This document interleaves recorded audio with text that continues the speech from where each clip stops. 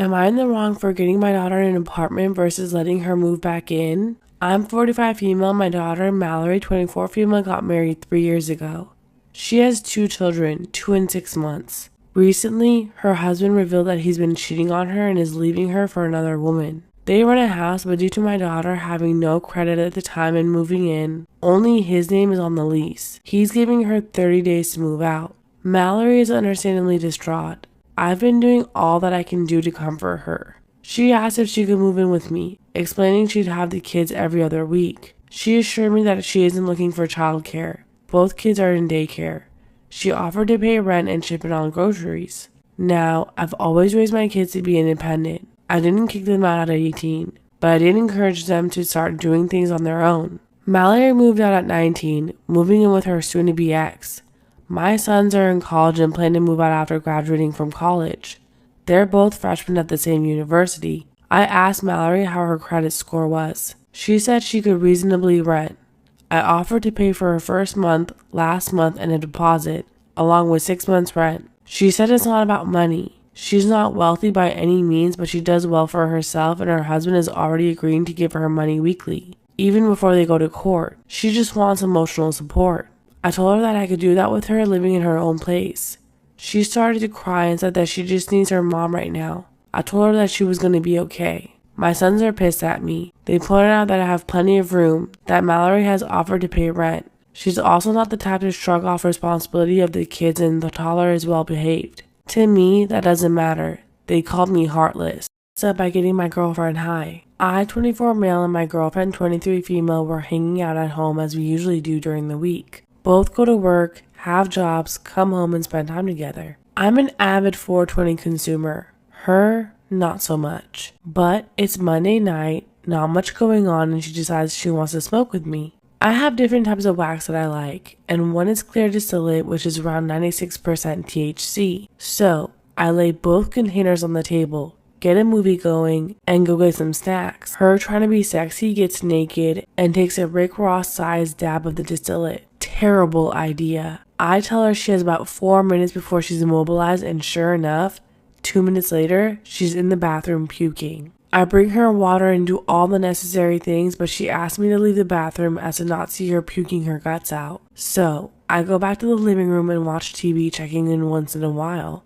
This whole time I never noticed her phone sitting on the couch until she started getting numerous texts and Snapchat notifications. My curiosity gets the best of me, and I look and she has about 3 male coworkers on Snapchat that are all texting her after hours. Odd, sure, but I blow it off as work friends. Until I looked in her memories. One particular coworker, we'll call him Greg, has a bunch of selfies in her memories. Some with her, some without. So I open their messages and oh my God. Staring back at me is an exchange of nude photos and even videos that he had recorded of them and sent to her for keeping. You can imagine the context of such videos. I'm heartbroken, sure, but I've been cheated on and I knew I could get through it. What horrifies me is the size of this guy's D. I've never seen anything so massive. It looked like a half-used roll of paper towels. One of the videos consisted of her giving the dude head, and she could barely get the tip in her mouth. Seriously, this dude isn't hung like a horse. Horses are hung like him. I'm so ashamed and embarrassed that this has been going on, and I've actually come into her work and had conversations with these people who are fucking my girlfriend. Storytime about how my crush threatened to have me beat up if I didn't leave him alone. Disclaimer is not my story time, it's on Instagram. Just started college and I made the biggest mistake of my life. Told one of my classmates who my crush was. This man told everyone behind my back. Later that night, we were celebrating our classmate's birthday. When I showed up, my crush was already there with a new girl. At this point, he and I had never really talked, but I did stare at him a lot. Suddenly, my crush walks over to me and grabs my arm really hard. Then he said, I quote, "You know I'm not attracted to you, right? You're never gonna have a chance with me." And that his girl was willing to beat me up if I didn't leave him alone. I was humiliated and mortified. I immediately left the party crying. How am I supposed to show up to class next week? Did I pretend like nothing happened? Why does he hate me? Am I the asshole for telling my child's daycare teacher that my child doesn't have to finish cleaning up? My 2-year-old daughter has been in a home daycare for a few months now.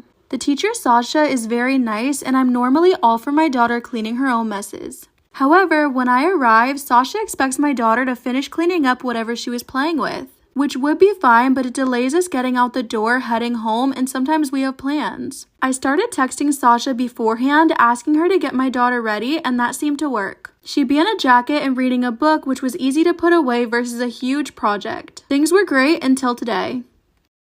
Am I the asshole for telling my child's daycare teacher that my child won't finish cleaning up? Things were crazy and I was in a rush and we had a lot to do this afternoon and I was running behind because I had car trouble. When I arrived, my daughter and some friends were in the middle of cleaning up a big mess. I told my daughter we had to go and to get her coat. That's when Sasha said she needed to finish cleaning up her part and I said any other day, sure, but I'm running late and we can't miss this appointment. Sasha tried arguing that kids need to learn responsibility and I flat out said no. Then I grabbed my daughter, put her coat on, and left. Now she's accusing me of undermining her authority and gave me a verbal warning. Am I the asshole for ignoring my boyfriend after our vacation because he brought his brother along? I'm male 23, I'm a pharmacy student, and my boyfriend of 4 years, male 32, is a lawyer. Between the stress at school and the stress of his job, we barely see each other or have any intimate time. So we took a vacation where it would be about us regaining that lost intimacy. But day 2 of our vacation in Turks and Caicos, someone's knocking on our door. To my surprise and complete confusion, it's my boyfriend's brother, male 29. I ask what he's doing here and he says my boyfriend invited him. My boyfriend looks sheepish but says it would be a good time to bond with his brother.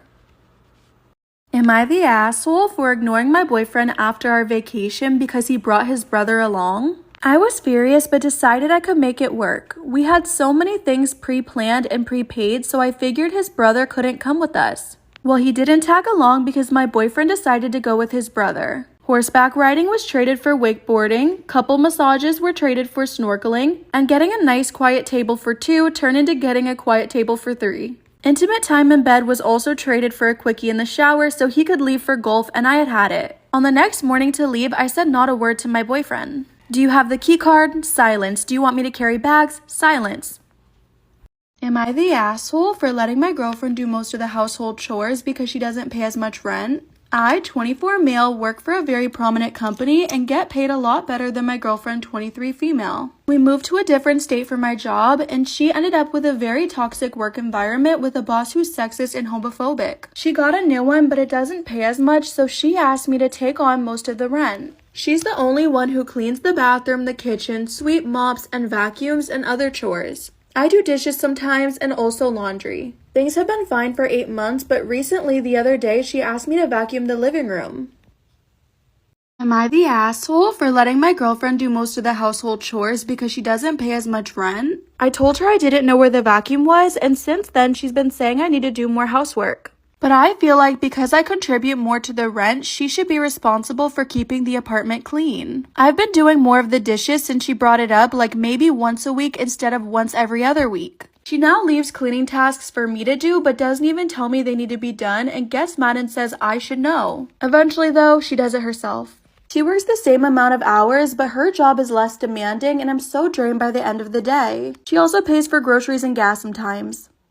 Am I the asshole for having a dry wedding and serving only water for drinks? My husband and I are getting married later this year and each of our sides of the family are fairly big.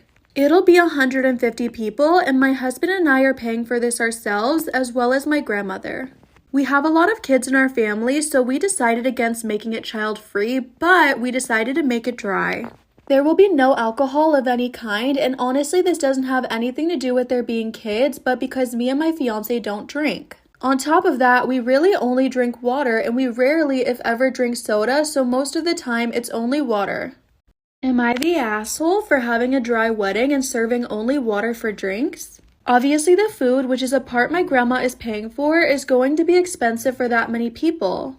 There will also be so many choices to choose from, but only water will be provided. We don't want to pay for alcohol or soda, and it's just a large added expense when we can do filtered water for a much cheaper cost.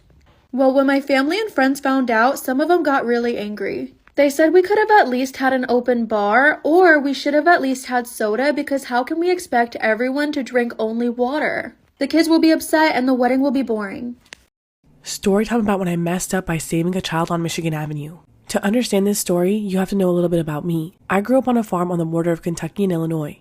My father was a farmer and a preacher who instilled in me a powerful belief that I should never shy away from helping someone, even at the risk of my own life or injury. I'm also 6'3", 300 pounds and move quite well for a man my size. I had just taken a job working on Michigan Avenue in Chicago, and it was one of my first times walking up the Mag Mile from the metro station. I had not been in the city long and was still a bit awed by the number of people and the wonder of the skyline. As I approached a busy intersection, I took my eyes off the tops of the buildings and started scanning the street to see if I could cross. For those of you who have been a pedestrian commuter in Michigan Avenue, you understand just how important it is to be vigilant, even at a light protected crosswalk. As I waited, I saw a child who looked about the size of a second grader with a backpack standing precariously close to the street about 20 feet north of the crossing. Something in the back of my head was screaming, "This child's going to step out into the street!" As I watched in horror, the nagging voice proved to be right as the kid jumped off the curb and started running across 6 lanes of traffic. Instinct kicked in and I took off in pursuit, closing the distance between us in a matter of steps and swapping the child up into my arms before sprinting back to the curb. I spoke softly to the child, tucked under my arm like a sack of feet as I returned us to safety. "Hold on, buddy, I got you." To which a man's voice replied,